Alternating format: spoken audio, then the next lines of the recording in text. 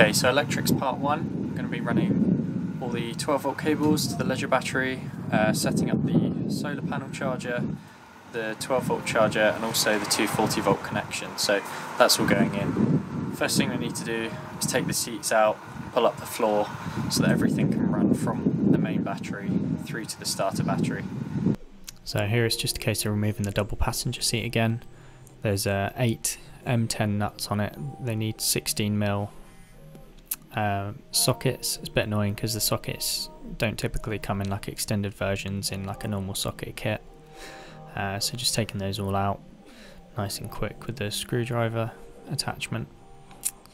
Then after this I found the easiest thing to do was kind of just lean it back and then walk out the seat, and then that seemed to work okay. Then you've got to take off passenger seat.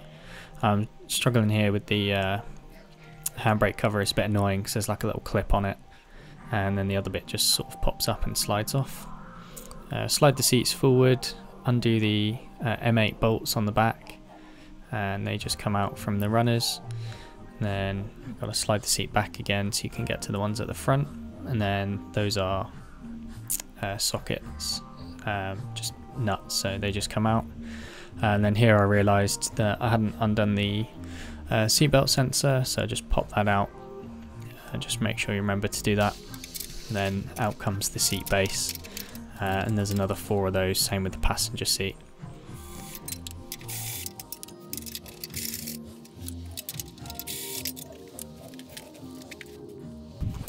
So and then to remove the seat base you also need to remove the handbrake. So the handbrake comes off, take those M8 nuts off the top of those, and you also need to wind out the handbrake cable. I've marked mine with like a black paint marker just so I know where to put it back. And a couple of times I've removed it, it's always gone back to sort of the right place, so it's nice and easy, so you don't have to guess on your handbrake tension. And then the seat base just kind of pops out. There's a little clip holding the seatbelt sensor on, and then that's it. So I've just removed the step trim. It's not 100% necessary, but it does just make it easier to manoeuvre the cab mat. And then it's just a case of trying to find where the cab mat sits. Took a little bit of time trying to find these centre pieces because they kind of hook over the centre console in the middle, on the footwell. I actually ended up just ripping the cab mat in the end, but otherwise you've got to try and take the whole dash off, which is what ends up kind of happening in the next bit.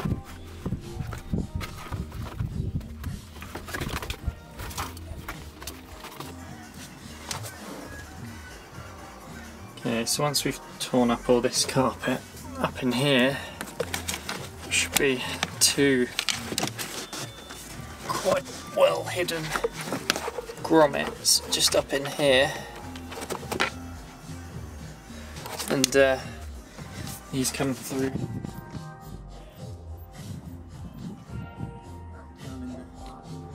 depths. You can't really see them, you can only kind of feel them at the back. So I'm just going to poke a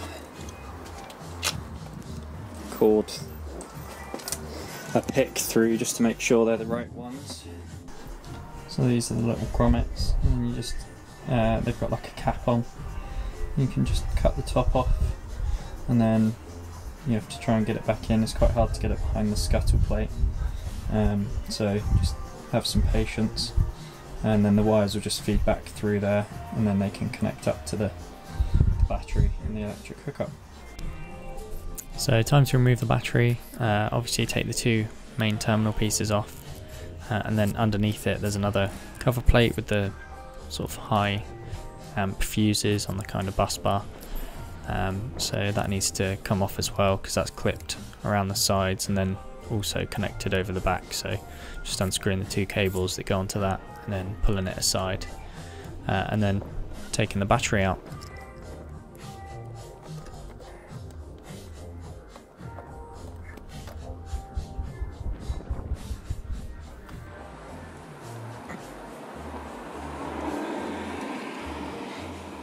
This is the larger of the 2 cables, and I'm just going to use this cable to help guide the grommet back into place because it's quite a tricky one.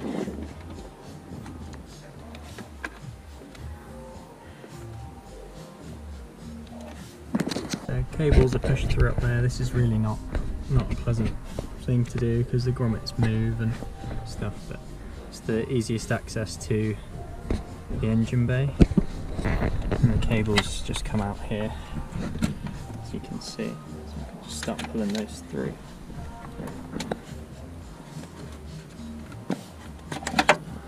Oh no. That grommets come out with it. So I strongly recommend using one hand to keep the grommet in place whilst you pull the cable through, because otherwise it pops straight out.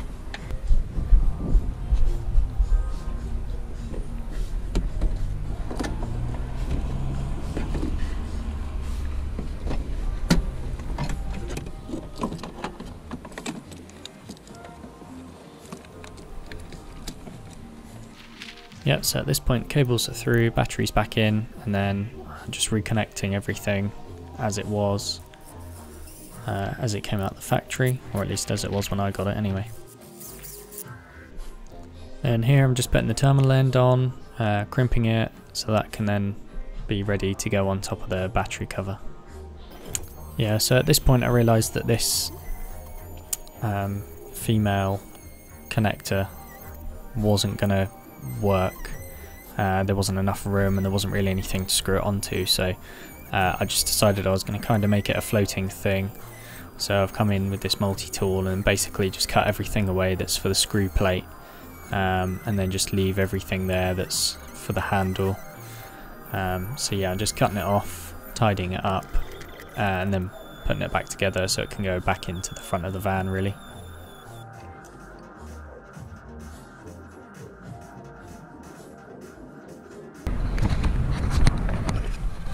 So I've just put the connector on and then hooked it up, and then that can just sit nicely in there, ready for when it's needed.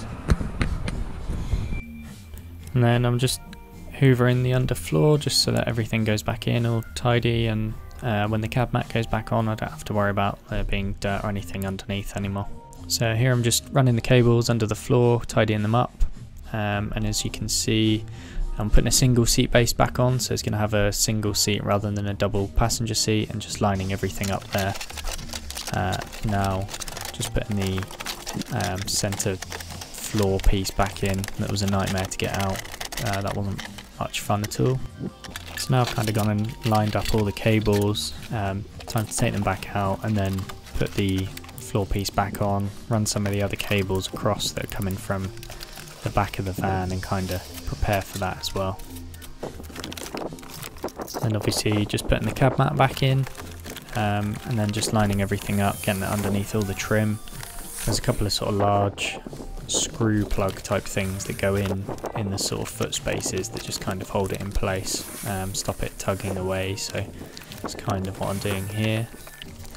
And then putting back on all the sort of dash trim that was taken off unnecessarily, but obviously it all had to go back in, so all that goes back on now.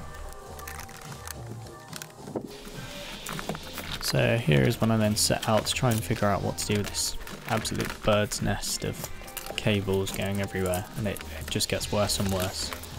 So pulling all the cables through, and then there's all these connectors that kind of go from the front of the van to then some of the stuff in the back, and they kind of have to exist somewhere. And because I'm running all the cabling under the floor, there wasn't really any room for them there, so I was trying to figure out where they could go, and it basically just gave me a headache and caused lots of stress, so that wasn't particularly fun.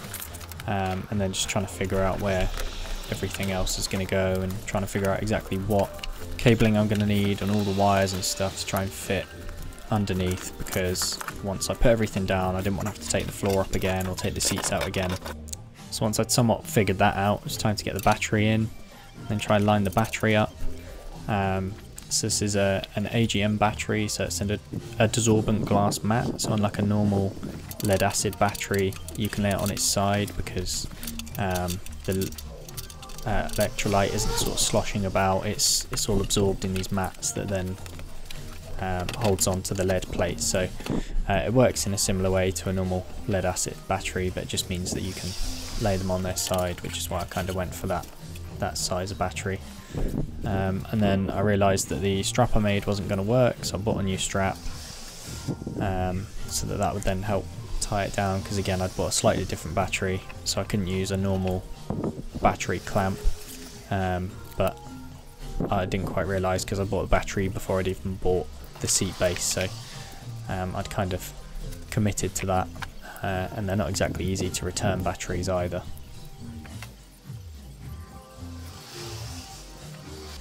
So here I've got a multimeter out, and I'm just trying to find a good earth to try and see where I can hook up all the negative terminals to everything.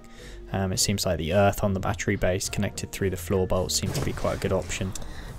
So here we've got all the mains wiring coming through, so the heater's going to come up through here, so that wiring goes in across to the seat.